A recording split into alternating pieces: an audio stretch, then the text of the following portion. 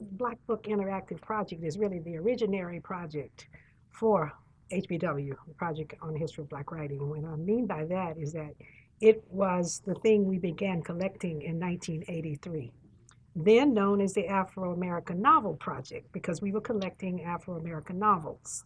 So we continued that process for quite a while and soon realized that at some point our collection was far more valuable to other people than it was to us.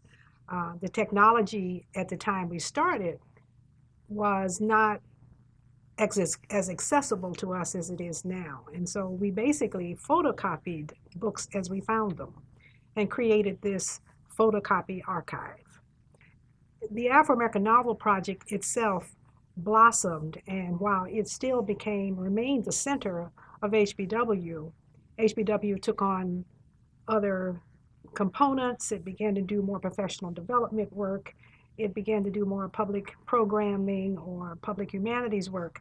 But BPIP was always there, always there. And so we carried these files around with us every place we traveled and eventually settled at the University of Kansas in 1999. BPIP itself was born about 2010 when we had a pilot project, 100 Novels Project.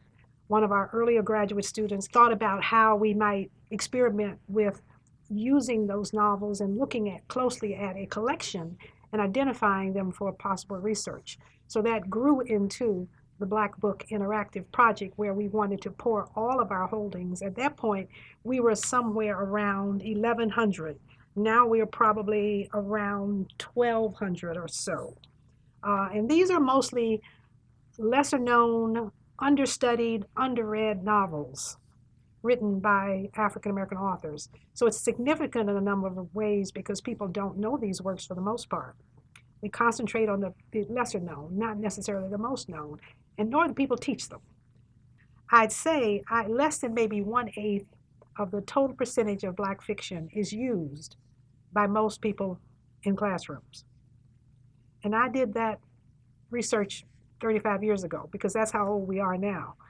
And that was what we discovered. I think it's probably even less today. We're using very few authors. We want people to use more authors. We want people to see that this work has explained the world that we live in ways that we haven't thought about. Black Book Interactive Project was a way for us to see if we could develop a metadata schema that pertained to race specifically, because we realized that there was something missing in the kind of research that was being done in the field of digital humanities. What we found was that more often than not, African American literature has been categorized as liberatory narratives. And we wanted to see if we could move away from that, because there was a vast majority of texts that haven't been studied by the academia that we have included in our database. And to that end, we developed a metadata schema with over 54 categories. So for instance, we had a category in there called literary predecessors/successors, which tried to look at whether or not authors were influenced by non-American models of writing, and several of the authors in our corpus were. So this was a way to focus on which of these authors that the Black writers were focusing on, that kind of blew apart the idea of a very traditional narrow-minded canon that we typically work with in academia. Some of the other categories that we included in our schema were we know for a fact that space, place, and geography plays a very big role in African American writing, and coupled with other categories such as genre and theme that talk about whether or not the book in question is urban literature, can be categorized as urban literature, or can be categorized as street lit, and coupled with facts such as the protagonist's profession as well as the author's profession, kind of paints a larger picture, really a kind of networked picture of what the story is. So we wanted the metadata to speak for itself in that sense. The website itself has been developed thanks to our partners at the University of Chicago. When you visit the Philologic website, what you see is a search interface with 4 different categories of searches. And these typically help you search for any given word or group of words set within the larger context of a sentence or a paragraph, right? You can also search for a frequency of any given term as it emerges across a set of texts across any given decade or a set of decades, really. And this helps the researcher kind of identify larger patterns which are emerging across our body of works, really, that we have in our library. So there are a variety of ways to search for your interests within our corpus. We're assuming that people are on a continuum. Some people are just curious about what was published before 1930 or 1950. Other people really want to explore a particular group of texts for various kinds of reasons. So we're imagining people coming from different places. We hope that we will be able to get more people to do the work, read the website, explore it. And one of the ways in which we've done that is through our BBIP Scholars Program. The Scholars Program is designed to perform over a period of 1 year. We have milestones and deadlines for when these scholars can achieve the projects that they have set out when they sent in their proposals. So every month and a half, we have a webinar where we touch base with how these scholars are progressing with their individual projects and how useful they have found the metadata sheet, the Chicago Philologic, the interface, and any other questions that they may have regarding their projects and how better we can fine-tune our tools to help them achieve their goals. So by way of an example, we have a scholar who is interested in how language is working in Virginia. And how that's used in our literature, in our database. So using our tools, using the database, the metadata sheet, and the Chicago interface, these scholars are able to mine these books for texts, for language, for words that are particular to the Virginia vernacular. So the Tidewater accent, for instance, how is that appearing across a number of books? And using our metadata sheet, they can come up with a list of books that contain such language. And using the Chicago interface, they can actually focus in on the words that are particular to that vernacular. And that way they can come up with research papers. They can be more focused on how the Virginia vernacular is transitioning over maybe a number given of years. So that way we have these projects that are using these tools in a very real way to come up with very real projects and decisions about how language is operating in the US. One challenge historically, of course, has been funding.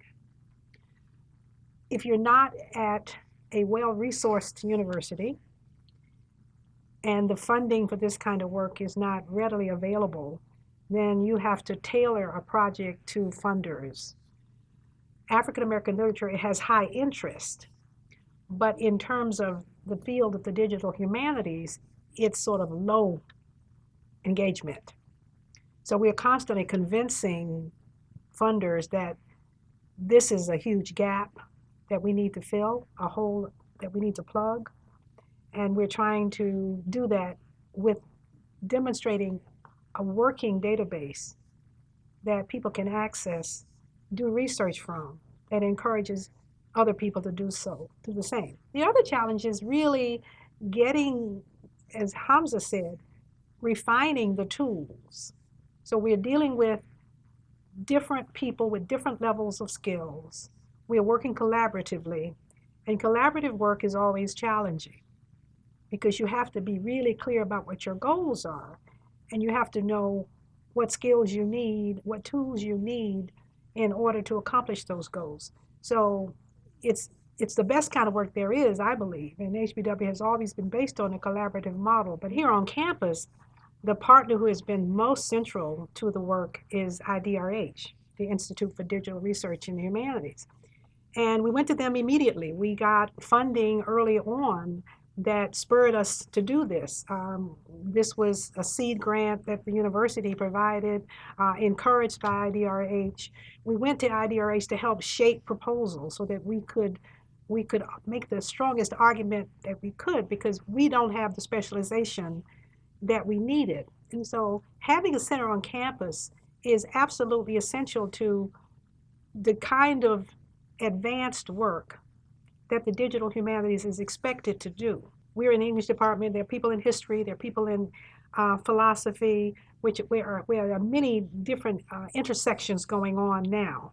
I know that there's a program that's philosophy and computer engineering. So we can expect to engage and interface with other units on campus, but the place that we do that is really through IDRH. One of the experiences I've had scanning all of these books and trying to digitize them for the 21st century and beyond is to come across many titles that have not seen the light of day ever since they were published. And I'm talking about books that were published back in the 1950s and the 1940s, and these books are coming off the stacks for the very first time. They've not been issued ever. And when I try to look for a digital footprint online for these authors and these books, there are many cases when I don't find anything at all. These are authors that are coming out of the darkness for the very first time. And it's an enlightening experience, I must say, because you feel like you're, in a small way, making history, because a lot of these authors are going to be recorded, perhaps and hopefully forever, because we're using digital tools now. African American writing has traditionally not been associated with environmentalism per se, but right now we are on the cusp of a stage in world history where we are trying to look at nature in very different light than we have so far. There is an opportunity here for us to use other kinds of writing to see how we might do that. And just to give you a small example, the whole idea of a pristine, idealized natural world out there has been outmoded. It has been proven to be something that has done more harm than good. To that end, some of the things I came across in African American novels, for example, William Attaway's Blood on the Fort is a book that I have been working with closely, and it tries to use the experience of migrant workers to chart how their response has been to wildly differing natural landscapes, one which is extremely so-called natural and one which is extremely artificial, and how they negotiate those often conflicting feelings that emerge from being exposed to such different environments.